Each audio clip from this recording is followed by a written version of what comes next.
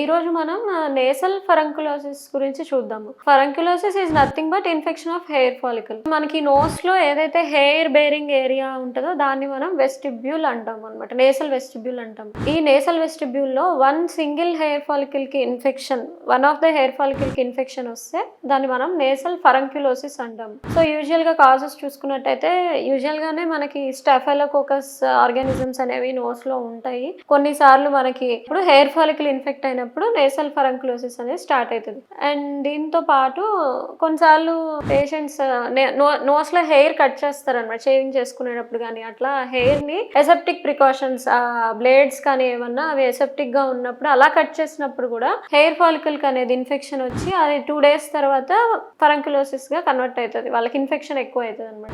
Usual గా చిన్నపిల్లలు ఉత్తినే నోస్ పికింగ్ చేస్తారు. ఇలా నోస్ పికింగ్ చేసే పిల్లల్లో కూడా నేసల్ ఫరంకులోసిస్ అనేది మనం చూస్తాము. ఎలా ప్రెజెంట్ చేస్తారు పేషెంట్స్ అంటే, సివియర్ పెయిన్ ఉంటుంది, నోస్ అంతా వాపు వచ్చేస్తుంది, పైన భాగం అంతా నోస్ వాపు రావడం, నోస్ ఎర్రగా అయిపోవడం, ఈ ఏరియా అంతా ఎర్రగా అయిపోతుంది. అండ్ కొంచెం ఇన్ఫెక్షన్ సివియర్ అయినప్పుడు ఈవెన్ నోస్ మొత్తం లోపల కూడా స్వెల్లింగ్ వచ్చేస్తుంది అండ్ పస్ నిండిపోతుంది.